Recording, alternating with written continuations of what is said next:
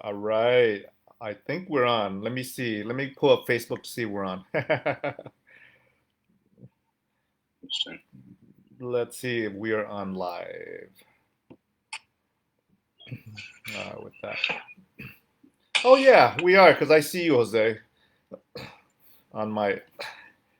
Oh, there you are. Oh. Yeah, you look pretty handsome there.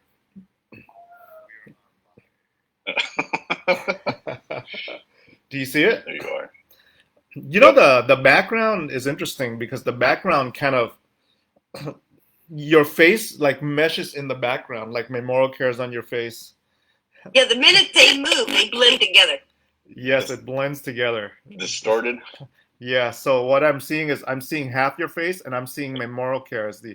Oh, that Oh, no. works. That fixes it. It's a sun. If you get a glare on your camera, it messes it up. I see. Very cool. Hey guys, hello on Facebook. We are going to talk today about what, Jose?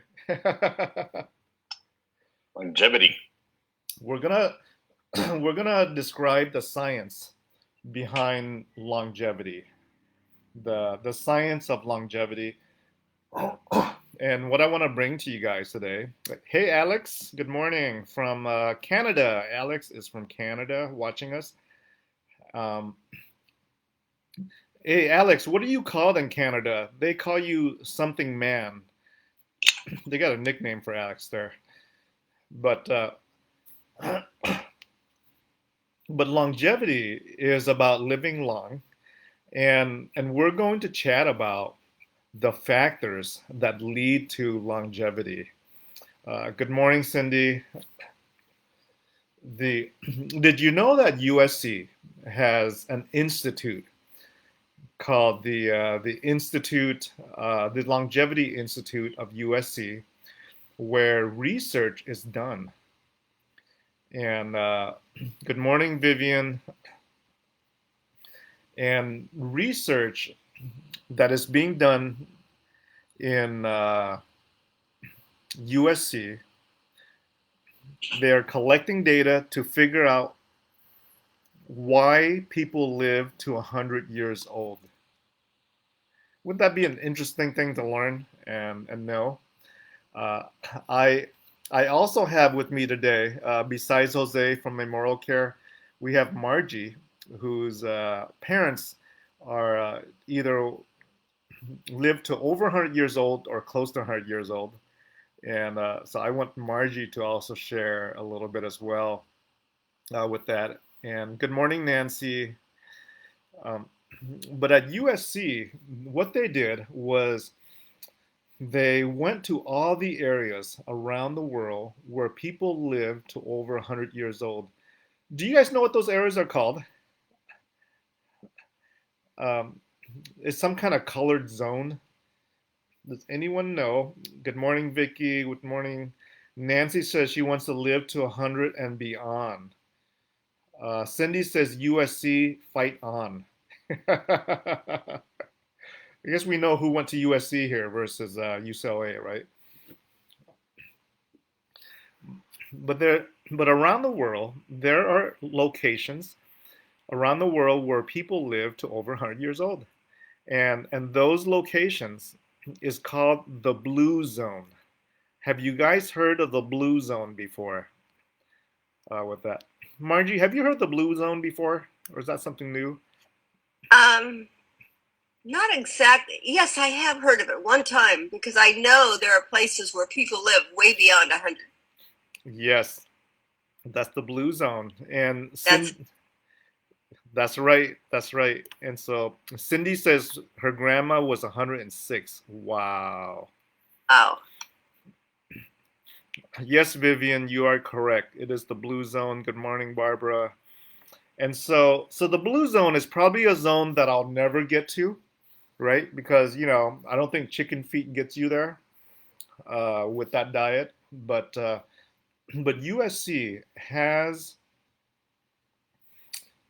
research where they went to all the locations in the blue zone around the world and they collected information on people who lived there and they've drawn a few conclusions.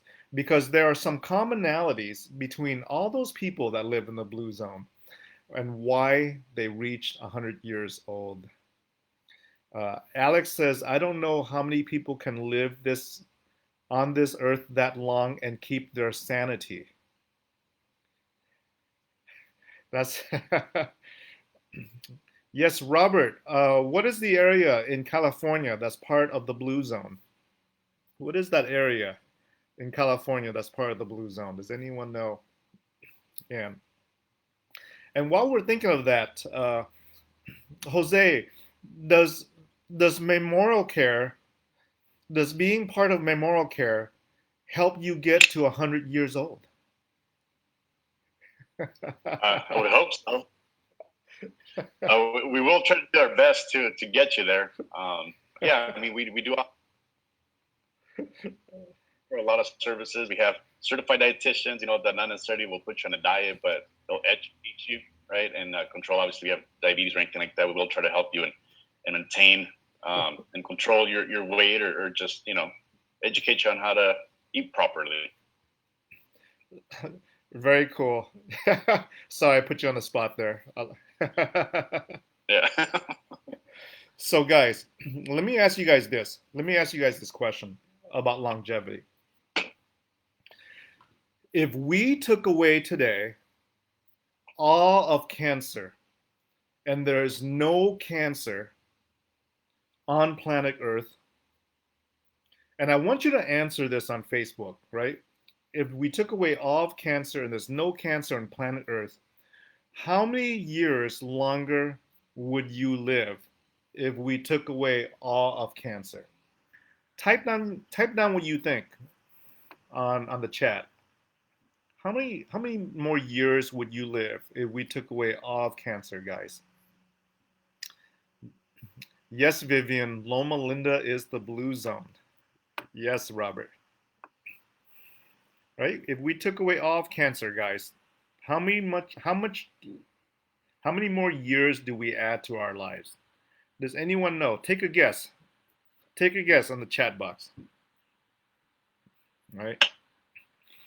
Alex, what are your thoughts on eating according to blood type? There's not a lot of data on that, Alex, on eating according to your blood type.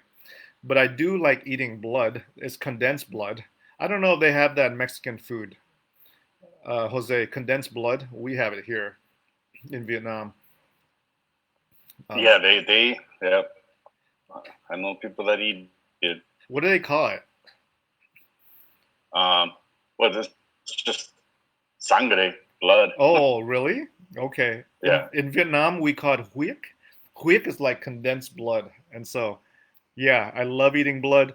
So, but I don't know your answer, Alex, about eating according to your blood type. Cindy says 10 years. Nancy says 5 to 10. Alex says 10 if we took away all of cancer.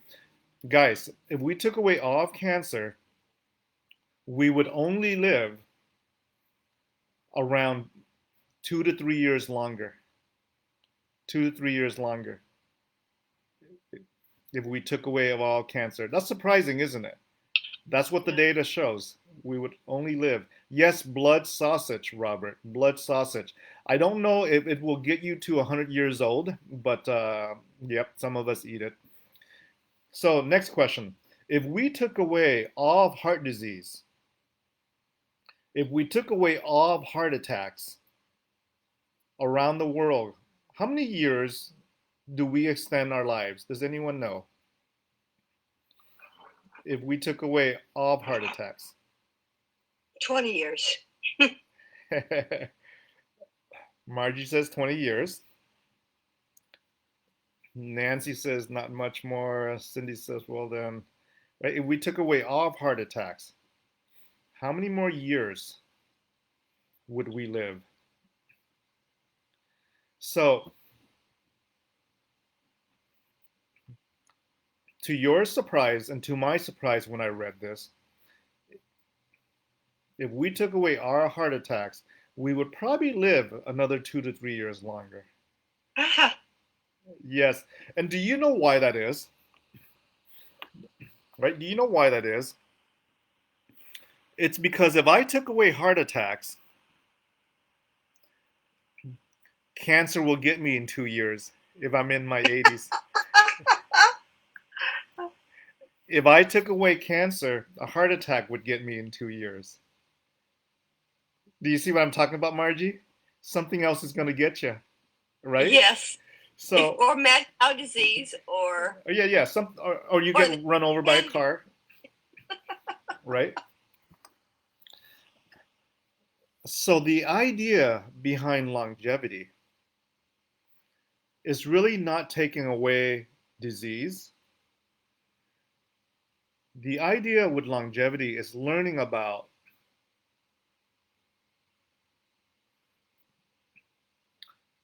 the metabolic processes that go on in your body that keeps you healthy.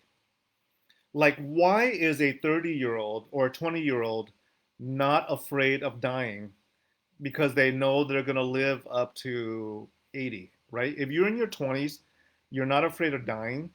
You're not afraid of any disease that's going to get you. What is the metabolism? What is the internal workings of a person who's in their 20s and 30s compared to somebody who's in their 80s, right? So longevity is not about taking away a disease.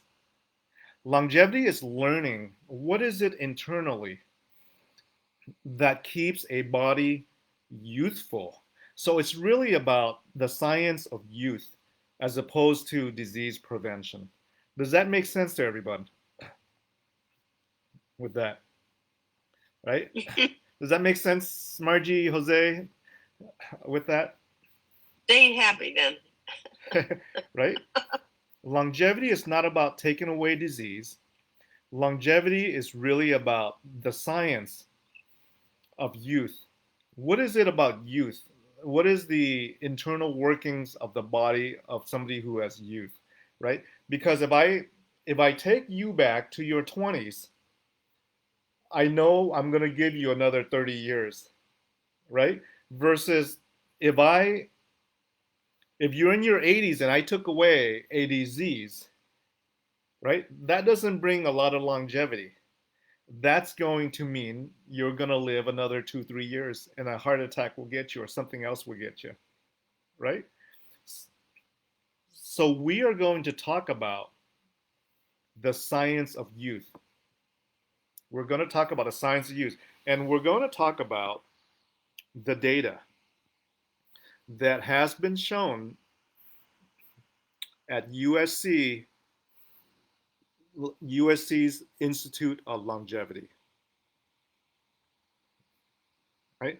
Alex says, my early 20s were pretty bad for my health.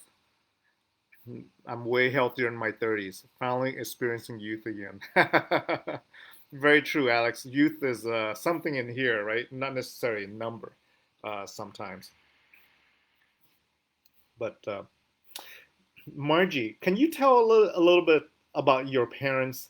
And I'm curious how old they got to, and what is it about their lifestyle or what they did that we can learn from, or what the audience can learn from.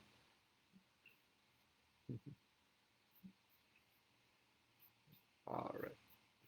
Are you there, Margie? Let's see here. Did I lose Margie already? I'm back. Yes. No, I lost you. Okay. Only that Mm-hmm. they always farmed, so they always ate healthy. How? With a lot of green vegetables and everything was fresh and locally grown. And of course, working on the farm, you exercise 7 days a week. And that's what I always attributed to their health. They were not exposed to chemicals and additives. They ate natural food. Yes. How old did Dad get? 96. And Mom? And he died because the caregiver had the flu and she gave it to him. Oh, no. And then the antibiotics shut down his organs. Of course. That's why he passed away. My mother was 102. 102. Wow. And her mind was clear and sharp. It's amazing. So they grew up farming. Yes. I see. And so the food they ate were not all the stuff we eat today. Right. Yeah. And I'm sure it wasn't sprayed with pesticides and GMOs and everything else. Exactly. I see. I see. Yeah, and you know, what's interesting is that USC has came up with the same conclusions of why your parents lived at a ripe Really? old age to 102. So I was right. So I'm going to share with you the locations around the world where people live to over 100 years old. These blue zones that includes Okinawa, Japan. That includes southern Italy. That includes areas in Ecuador. Uh, that includes Loma Linda, California. And so there are certain areas around the world where folks lived to over 100 years old and they kept their mind, they kept their health. They didn't live to 100 years old, all these chronic conditions, and they were hurting all the time, but they actually kept their health. And so the folks at USC went to these locations and they looked for common denominators. They look for common denominators. What is the same? What are folks doing that are the same at all these different locations with that? Okay. Alex says it's hard to eat that way when everyone around you eats crap. Yes. Good morning, Christy. We're talking about longevity today, Christy, the 8 factors of longevity, as shown by USC research. So, guys, I'm going to pull up some information, and if you're ready to take notes, I'm going to give you 8 different things of why people live so long. Number one, the majority of their meal was plant-based. The majority of their food was plant-based. Okay? What that means is that eating meat, specifically red meat, was more of a luxury as opposed to a daily staple. Okay? As opposed to a daily staple. And we see this in Okinawa, we see this in Ecuador, we see this in Loma Linda, where they are vegetarians, right? Seventh-day Adventists make up is a religious group that live in Loma Linda, and they're mainly vegetarians. We see this in southern Italy. Plant-based is number one. The majority of folks are plant-based. Now, they did eat meat, but the meat that they eat was mainly fish. Fish was their main staple when they did eat meat with that. Number two, they minimize their animal proteins. Animal proteins, right? And I guess that's meat, right, Margie, Jose? Animal protein? Yes. Yes. They minimize their animal protein intake with that. And so plant-based, minimal protein. Number three, the diversity of their food was they ate food that was rich in all types of vitamins and minerals. Meaning they had a lot of different things on their plate. It wasn't just a bowl of spaghetti, right? It wasn't just a slice of pizza. See, the American diet is a diet that where you can get full on, lots of carbs, lots of meat, but nutrient deficient, right? If if all you're doing was a slice of pizza or a bowl of spaghetti or a hamburger, right? It's what I call nutrient deficient. You can get full on it, you can get a bunch of calories with it, but it doesn't have the nutrients that is required.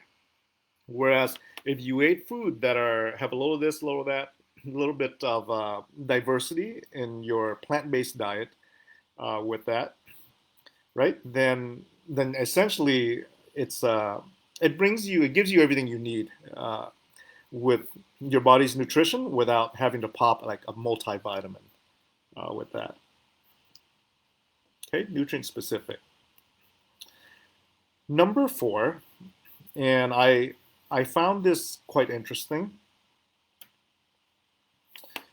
They ate 2 meals a day on average.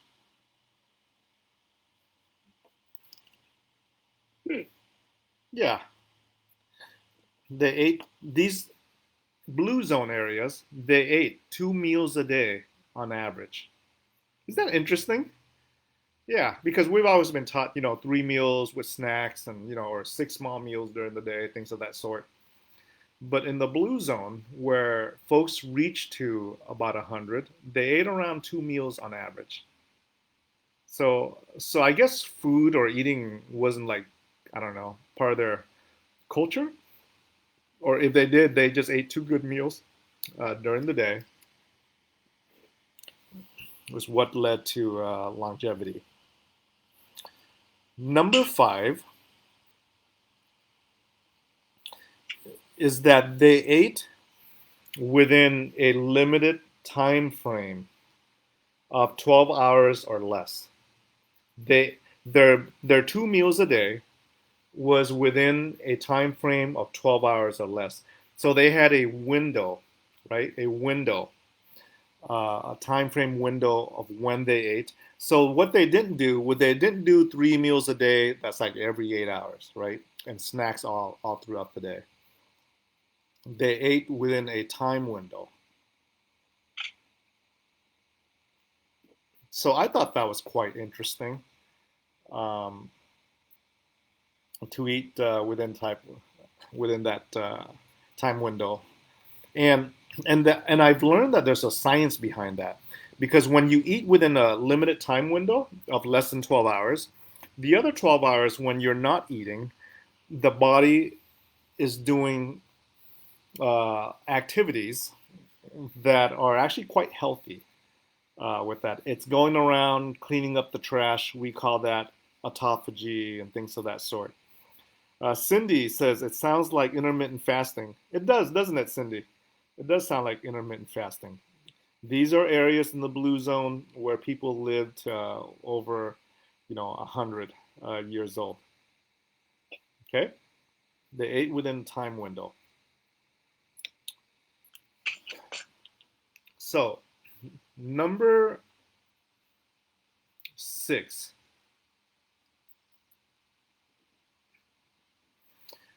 is that in their diet they didn't have sugar. I thought that was interesting.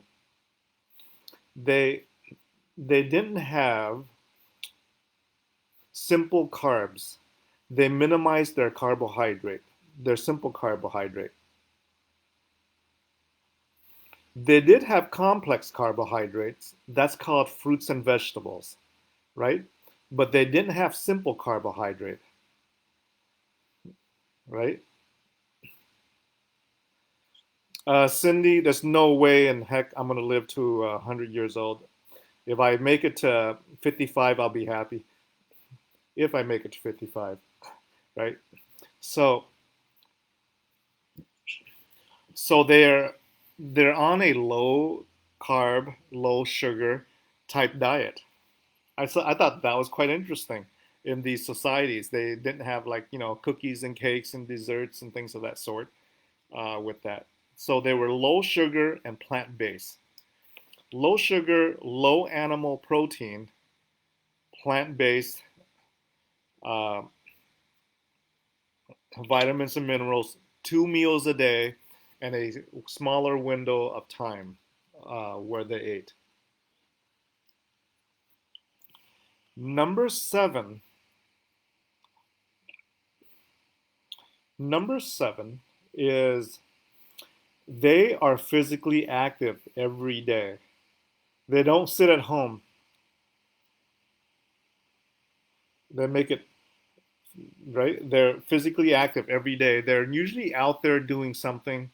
Most of them are in a plant-based community where they're farming or gardening or they're outdoors, right? They're not sitting at home all day. Is number seven. Alex says I'll make it past 55. Maybe with a little bit of CBD help, I may, right? So physically active. Number eight. Number eight is these communities are very interesting, and this has nothing to do with nutrition or diet or things of that sort. These communities have a strong social network where they have close friends and family, and they also have a higher uh, they live for a higher calling. They believe in, a spiritual calling. They have basically faith, whatever that faith is, right? It could be Christianity, Buddhism, whatever that faith is, right? These are very spiritual communities that are socially networked together in these areas where they live over 100 years old. So I think maybe mental, emotional health has something to do with it, right? What do you think, Margie? Has something to do with long. Well, my parents were social. They had very much strong faith, and maybe growing up they didn't have sugar, but after they came to America, I think there was sugar, and so my mother baked all the time. Every weekend we baked a lot, so there was sugar. But it wasn't until they were older when they had their sugar, not in their youth. I see. So very good. Yeah, I think a lot of our immune system and the health of our immune system has a lot to do not just with nutrition, but with the amount of sleep we get, with the emotional and mental health that we have, and that requires, social bonding, a sense of belonging with family, with friends, because guess what? Depression lowers your immune system. The lack of belonging lowers your immune system, and so maybe that's why it's so important to have all those factors with us. Yeah, so those are just some thoughts why we live based on the research that's done at USC, guys. With that. Cindy says happiness, whatever that definition is for people. Yes, yes, right. Happiness, a sense of belonging, all those factors, guys, play a huge role in longevity, not just food, although food, nutrition, and diet are very important things, as you know, with that. Jose, do you got any thoughts on all this? Yeah, well, I was just thinking about my grandparents and my great grandma. She passed away at 102 or 103, and it goes back to their day to day living. Mm-hmm. They grew pretty much all their food, their veggies on site, right? So that they never bought anything. And same thing, their meats. They'll kill a cattle and save it for a few months but it wasn't like an everyday thing that I don't remember eating meat every day. And then going back to your 2 meals a day, I remember my grandpa, waking up at 4 in the morning, leaving and not coming back till 6 in the afternoon. And it was hard labor. He was a Right. agriculture man. So just being out there and some type of exercise, very hard labor. Yeah, there's a lot of health that comes along with physical activity, isn't there? The Yep. Big time. the problem is, I would walk out of my car to drive somewhere that would just take 5 minutes of a drive to go somewhere rather than walk. And so that's a problem with us as Americans. We have it. There's a lot of convenience that we have, so we'll drive somewhere rather than walk somewhere. We would microwave something in the microwave for a quick meal rather than cooking something healthy, right? Fast food, everything fast. Yeah. Yeah, well, I mean, if you look through the beach cities or pretty much anywhere at this point, but you have those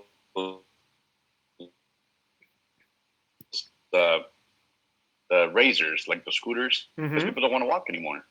Oh yes, those scooter rentals. That's right. Christy says my grandma lived past at 99. She never ate meat but loved sweets. Yeah, I love sweets too, so it's nobody's perfect, right? You got good genes there, Christy.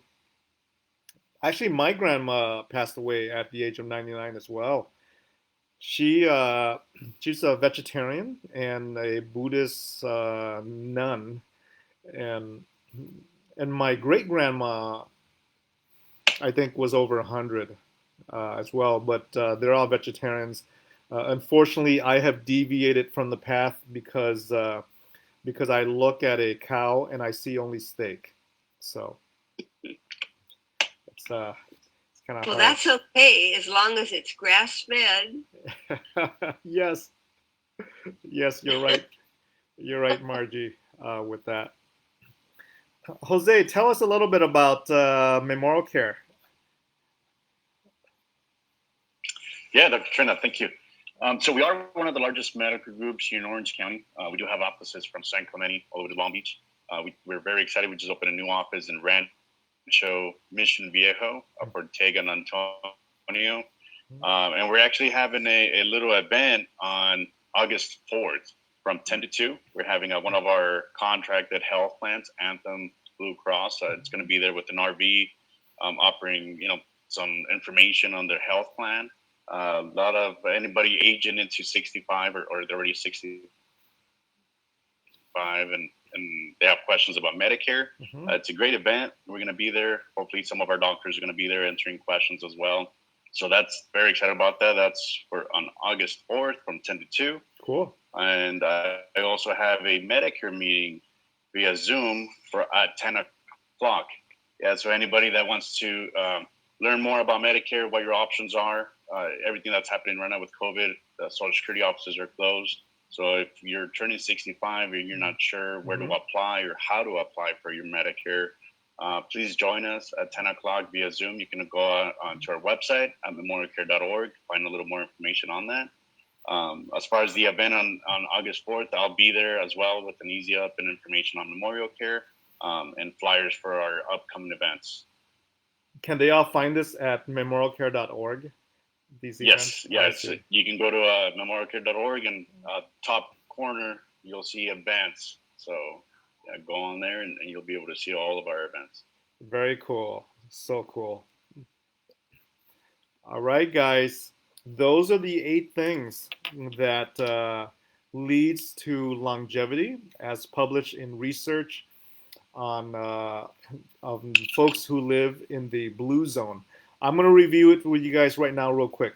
Number 1, plant-based diet. Plant-based diet, including food that are low protein. Low protein meaning low red meat with that, but it's perfectly fine to have fish in the diet. So number one, plant-based diet. Number two, low animal protein, with the exception of like fish or chicken's fine, I think. Number three, they eat food that are high in vitamins and minerals, so their food is diverse, unlike a plate of spaghetti or a hamburger or a pizza, which doesn't have all the nutrients you need. Number four, they eat 2 meals a day. They didn't do breakfast, lunch, dinner, and a bunch of snacks. They ate 2 meals a day in these areas. Number five, they time their food of when they ate. They ate within a window that was that's under 12 hours with that. Number six, they cut out sugar in their diet. Real hard for most of us here to do that, guys, but they did. They cut out sugar in their diet. Number seven, they were physically active. They did something physical every day. Some kind of exercise on a regular basis was what they did. And lastly, they were connected to family, friends, and to their spirituality, right? They were connected. So it has a lot to do with the health benefits of living longer when you are connected with others, when you have loved ones, when you have folks that you trust, and rather than being alone. So those are all the 8 factors, guys, of longevity. Very cool, guys. It's 10 o'clock. Alex says even fruit sugars. Yeah, fruit is fine, Alex. I think more of the refined white sugar is what I would stay away from. But if you ate, natural fruit, sugar from there, I'm not too worried about it. That's plant-based still. All right. Any last words, Margie? No, it's very, very good program. You did a good job. Oh, yeah. I'm glad. Thank you. Thank you so much, Dr. I will see you guys later, guys, and we'll chat again next week, okay? Okay. All right. God bless. See you later. God bless. Bye-bye now. God bless. Bye-bye. Okay. Thank you. See you, Jose. Bye-bye.